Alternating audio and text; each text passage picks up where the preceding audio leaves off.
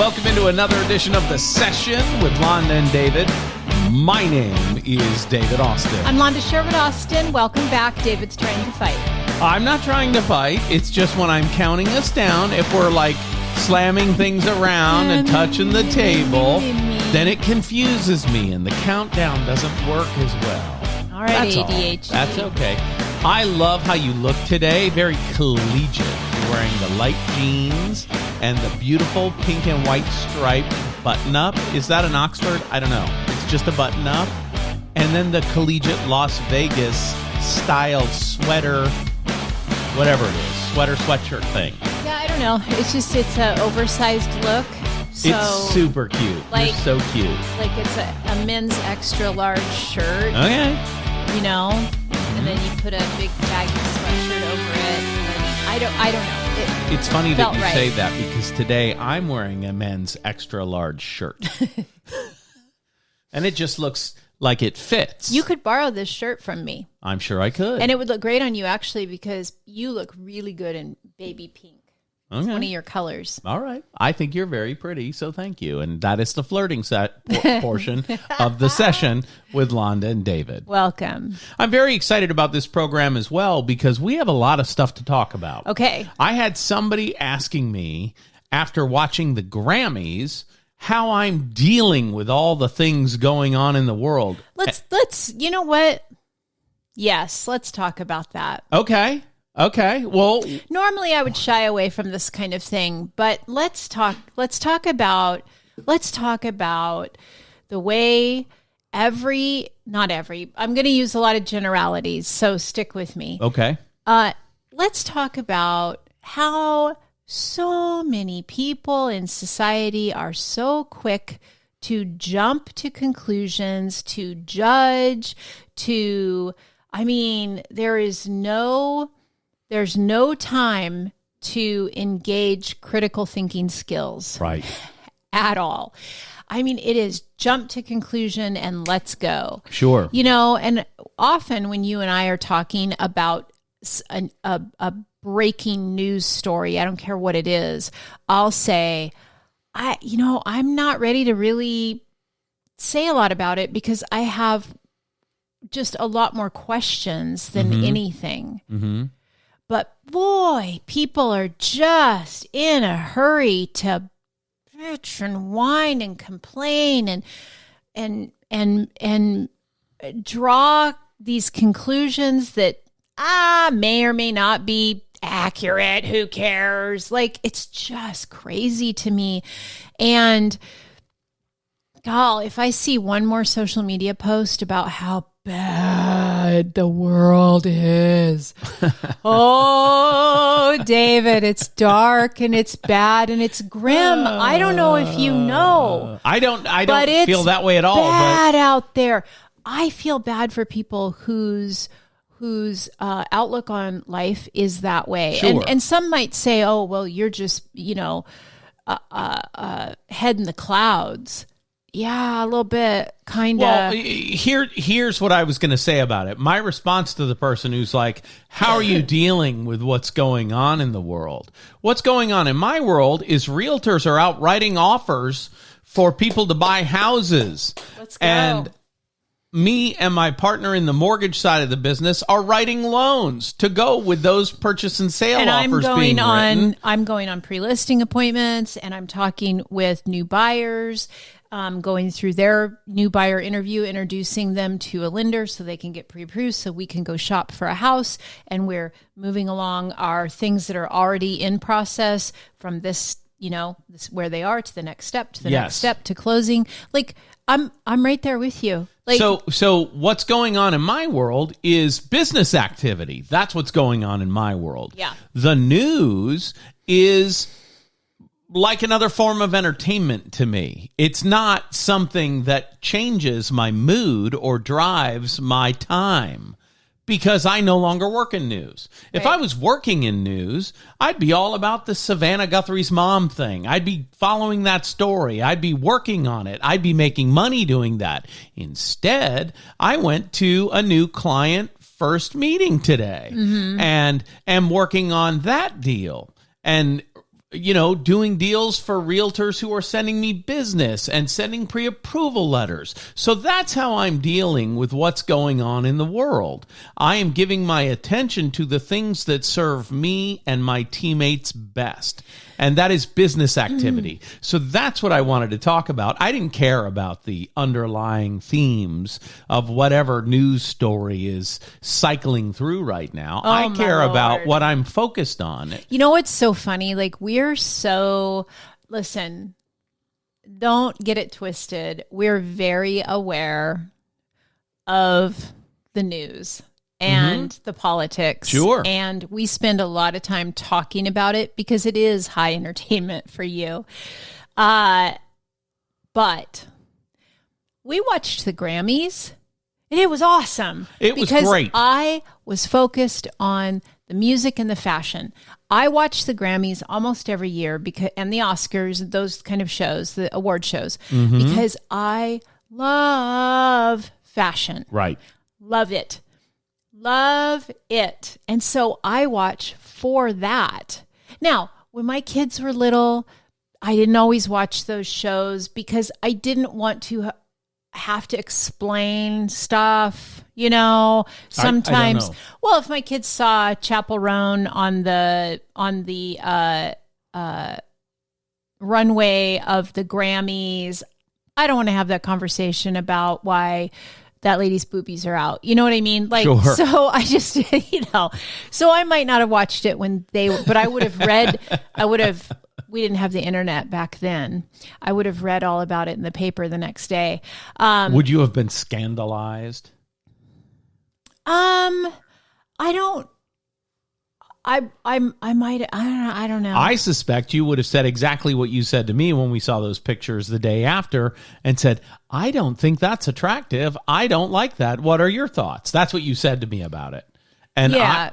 I had a much more simplistic view of that outfit. Well, and anyway, to get back to get Yes. out of the weeds and back to what I was saying, I love music, I love fashion, so I watched the Grammys.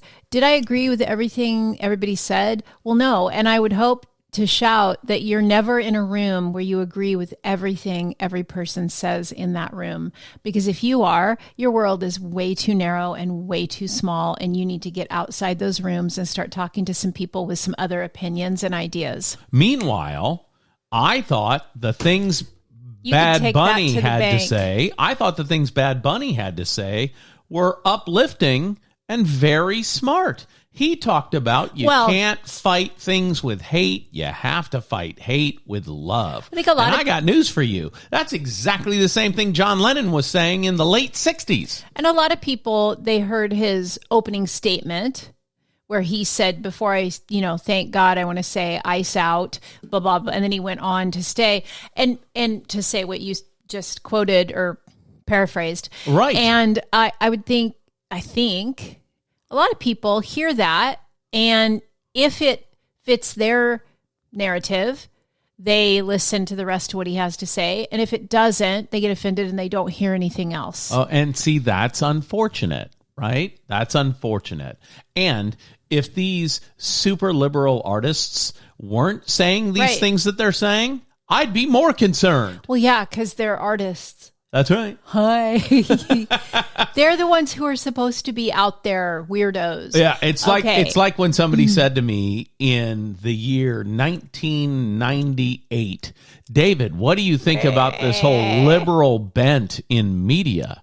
I said, well, everyone I know in media is a liberal English major who couldn't make it as a writer, so they went into news. Yeah. Well, I don't think it's a vast conspiracy. I think people who are generally involved in the liberal arts think relatively liberally. I don't know. Call me silly. Yeah. And this is where we get into the critical thinking, right? Like, That's right. just everybody relax, calm down. Well, Londa, you don't have very strong opinions. Oh, but I do. But I'm so much more interested in hearing what other people have to say. Mm-hmm. And I'm way more interested in knowing what you think about something than sharing with you what I think of, not you, because you're my person, so you have to hear what I think about everything. Right. But, people, you out there, I'm I'd way rather get to know what you think and why. Right. Oh, tell me more about that. How did you come to that conclusion? Sure. And what do you think shaped those ideas and those beliefs? And I'm so much more interested in all of that, Justin Bieber was back at the Grammys this year and performed a stripped down version of his song Yukon, stripped down in many ways. And it was metaphorical. Is that a word?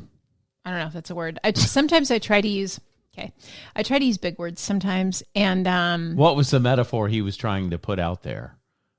Well, that it was a stripped down version, so he wore his boxer shorts? So on the surface. And then there's all kinds of theories. And this is, by the way, when you know it's great art. Right.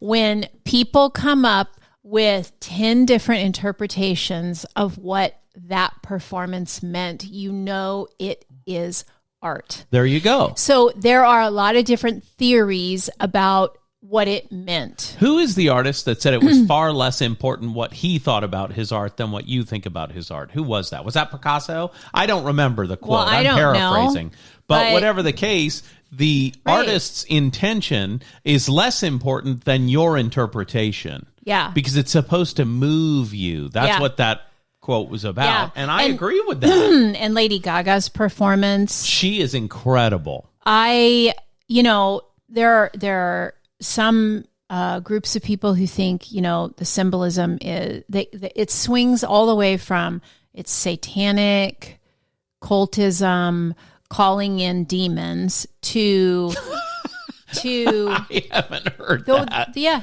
Have people said that about her? A lot of people believe that. And the whole...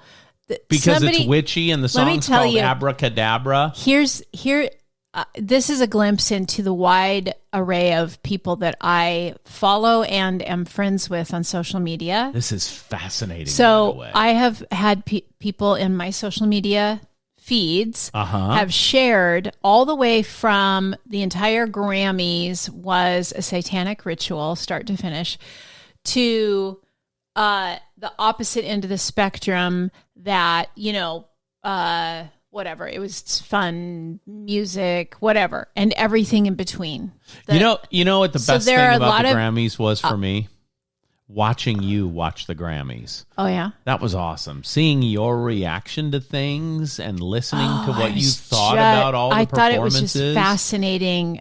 Gaga's performance was fascinating. She was doing Love a it or hate character it. piece, Yeah. and she didn't break character ever. You know those weirdo, band and theater kids in grade school? I remember I was one. She still is. Yes. And that's what it is. So anyway, I loved it. I loved the fashion. I loved the music. I felt like this year it was far more music centric than it has been in years. I loved the way they did the, memorializing people who've passed away this year. They did several songs by several different artists. Reba McEntire performed and Lauryn Hill performed, and the big Post Malone did the big little Posty. The Ozzy Osbourne it was great. Tribute. And if you love music, you have to watch the Grammys. I'm sorry, you have to watch it. It's Meanwhile, fantastic. one of my childhood friends, Beth Wagner Patterson, sang on a Grammy-winning song this year. She was singing, exciting. And I was talking with her on Facebook yesterday, and I told her even cooler than that was seeing her in Spinal Tap 2, because they're in a New Orleans Irish bar, and she's a paid performer in this bar, and there she is in the movie singing along. You know what's funny that you say that, because I thought one day we should do a show that's just the celebrities David knows or has met over your lifetime, start to finish. Because I think the average person is more like me. I've met a couple of celebrities, but and it's one of the questions on those little things, where you add up your points. Have you ever ridden an elephant? Have you ever met a celebrity? You know what I'm talking about? Yes, those games. Yes.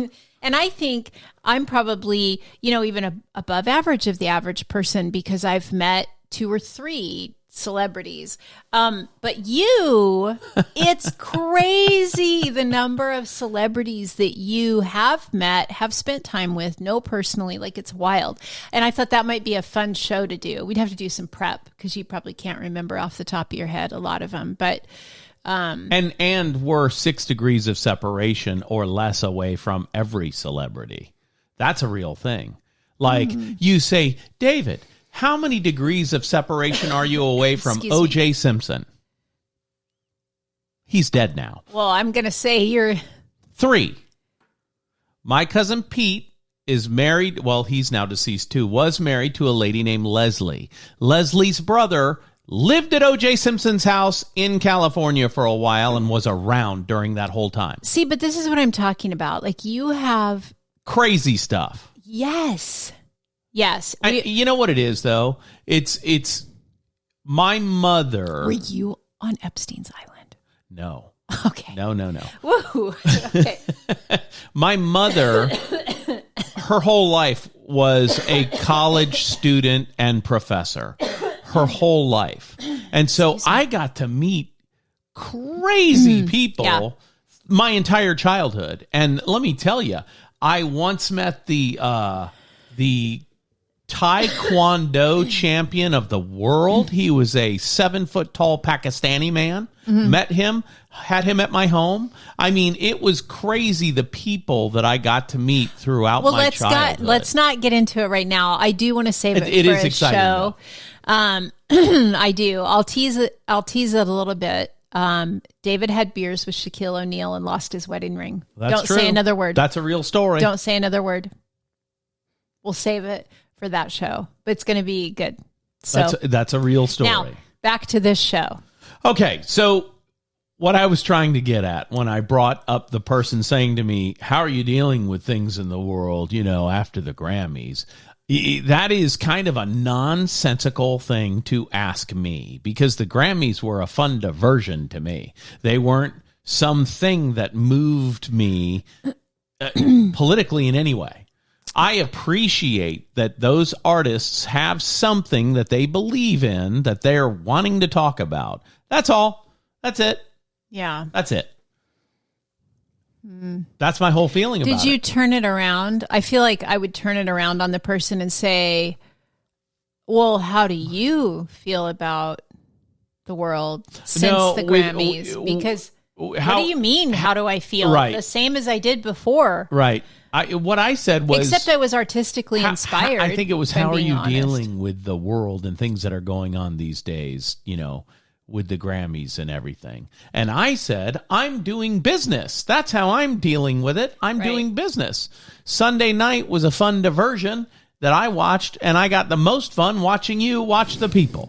I thought it was great. And then Cher, when she said Luther Vandross won. Let me tell you, they did her dirty. They really did. Just because she looks 60, but is 80-something. Much younger than she is. Yeah. You need to remember that cognitively, bless her heart, she's still 80. Right. Or 79, whatever it is. Oh, it's 80-something. She's like 83, isn't she? I don't know for sure. But what I do know is to come up and interrupt what she was doing and then expect her to be able to get back on track just like that is a lot to expect of somebody in a high pressure situation. Sure. She was clearly nervous. Yes. She, funny enough, very nervous to be there and expressed that. And then given her age as well, I mean, it is a factor. Right. I remember we were at a brokerage for a while where we were, there were like 5 or 6 realtors competing for Zillow leads. Mm-hmm. So the call would come in and it goes out to everybody, and whoever answers it first gets the lead. Right. And I remember thinking, like, this damn 23-year-old keeps beating me out because literally just her functions are faster. Her responses are faster than me at 55. That's just reality. So to do that to her, I thought, was kind of a shame. Okay.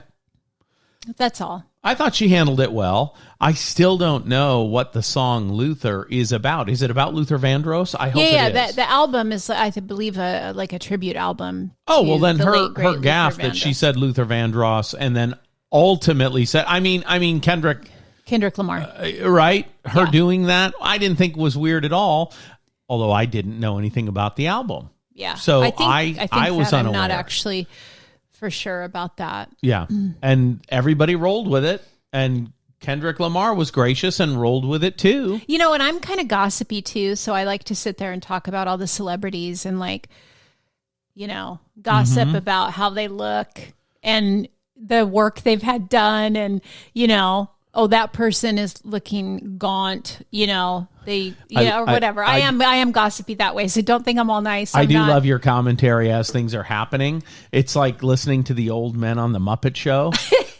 while they were trying to get Bad Bunny to actually sing, you kept saying, "Look at Gaga back there. She's done with this bit. She feels like it's a waste of time, and she's like making faces." You know, I'm not looking at the person they focused on. I'm looking at everyone in the background and like watching them and whatever. Yeah, it was interesting. I thought it was a lot of fun. So anyway, this is apparently the Grammy edition. I think, the session though, with Londa well, and not David. necessarily. It's just, I think it's more about like you see what you're looking for. Right. We talked about it last week. Right. You do. You know, or the week before. You see what you're looking for. Whatever you're looking for, that's what you're going to find. Yes. Hello? I was just looking to have a fun time, and we just had a fun time. Yeah. We had a fun time. And I thought, you know, a few comments that were made by the winners, I thought, oh, that's going to be in the press. Oh, that's going to be controversial. But, I mean, it doesn't affect me. The only way anything that would have been said would have been controversial is if somebody got up there and said, "God bless what this administration is doing to those illegals." That would have been controversial. Saying ICE out, not controversial. The media is not going to cover it. If it's an opposing view, well, I don't know. You know what I mean? To me, the thing that I enjoy the most every single time Jelly Roll wins an award, I feel like I'm at church. Every single time. Well, there's an evangelical Pentecostal church in the South. I'll never forget the day that I was at church and I was a guest at a church and the pastor gets up there and says, "We are going to have a run for Jesus." And a man in a three-piece suit jumped up from the front row and ran around the entire 3,000-seat auditorium with his toupee flapping. Flap, flap, flap, flap, flap. He got about halfway around before it came loose and then it flapped and he ran all the way around. And it always reminds me of that when I see Jelly Roll accept a speech. So that's controversial too, though, because there's a lot of people and see, again, I just had a good time, but because my social media is diverse, I see all this. Are people criticizing Jelly Roll for being a born-again Christian? You gotta listen to me, Miss Interrupter. I'm listening. There are a lot of people that are saying, if you know addicts and you know addiction, you know he's not clean. Oh. He's not sober. Oh. That you can tell. Now, I don't know how they can tell, but like, again, you find what you're looking for. Mm-hmm. I don't care. I don't care if Jelly Roll is making music or if he's not. I don't care if he's clean or if he's not. I don't care if he's an evangelical Christian or he's not. I don't care, but it's good entertainment to watch him. He and Bunny do remind me of Sam Kinison. Do you remember Sam Kinison? Oh, yeah. The two of them sitting there in the front row. And do you remember what I said to you before we found out he was a nominee? No. I said, he's in the front row. He's going to win something tonight. Yeah. And sure enough. And then there's that side of it too, where there's people who think the whole thing is just made up. What whole thing's made up? The Grammys. It's not really voted on, that it's all predetermined. Oh, it's voted on. And blah, blah, blah, blah, blah. But what I'm saying is there's all of these theories. Listen, there's all kinds of theories out there. Okay, but I will say one thing that I think is hilarious. And again, I don't have a dog in the fight, But Billie Eilish O'Connell and Phineas O'Connell, her brother, using their actual last names. I like that. They won a Grammy for the song Wildflowers. Right. Right. Which I'll admit, I don't know if we've even heard it. But, they're brilliant. So, but they got up there. Billie Eilish is giving her speech, and she starts it with nobody's illegal on stolen land. And the whole place went crazy, applauding, whatever. And before you turn off the podcast, stick with me, because then I saw the next day an old friend of mine, Kevin McCullough, who's a broadcaster, a very far right-leaning conservative Christian broadcaster. Sure. Shared this post about how Billie Eilish's multi-million-dollar mansion is built on sacred land of two different tribes. And I just think I read that and I don't get all, I kind of laugh at it. And here's why. It doesn't affect my life directly. And here's the thing. Show me a land that wasn't appropriated from the people that were there first. Yeah. Show me a land that wasn't appropriated by the stronger party. We can go back to the time of Sacagawea. There were Indian tribes that forced out other Indian tribes. Sure. I so mean, whose land is it anyway? Tale as old as time. That's exactly right. It's just like how people say history is written by the victors, not the losers. And that's true, because if you lost, your point of view is pounded out. It makes perfect sense. You're not wrong. So if you don't like colonialism, you probably shouldn't ever live anywhere, because if you're going to buy a house, someone lived there first. Sorry. Yeah. You know what I mean? So the concept that land is stolen is true. It's stolen by animals. It's stolen by people. It's stolen by everybody, because nobody's from where they are. No one.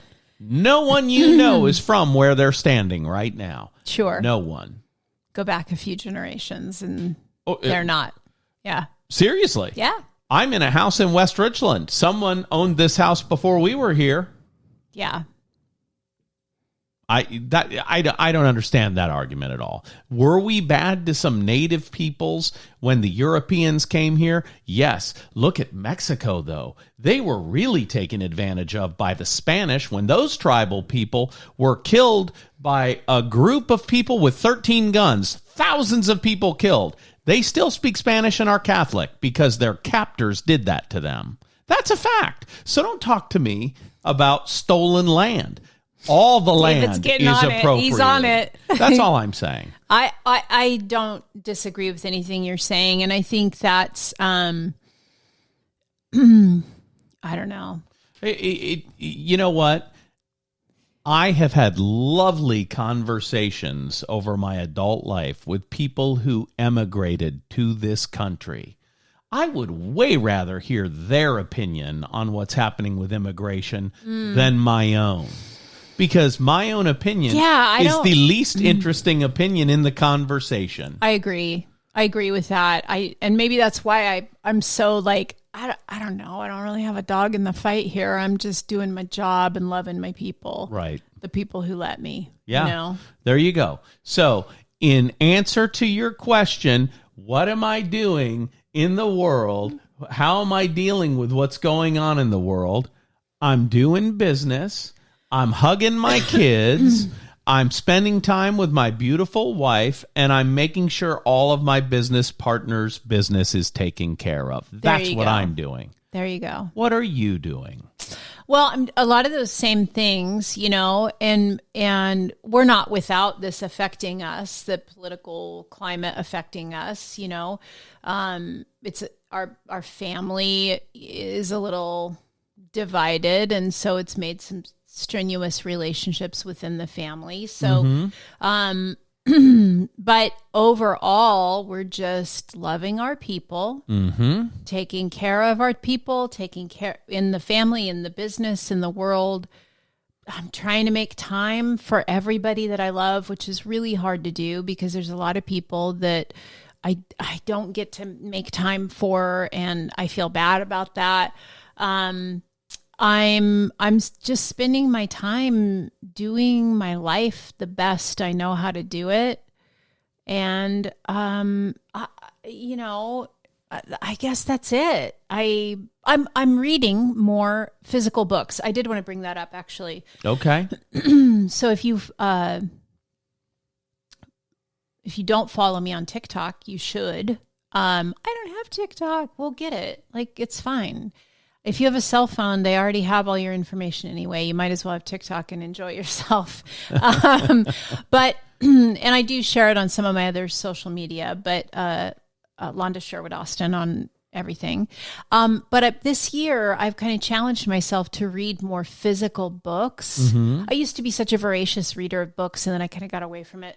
And I listened to audiobooks for a long time, and then I stopped doing that too. So now I'm just over here being a dum-dum because I don't read at all. I read contracts. Woo.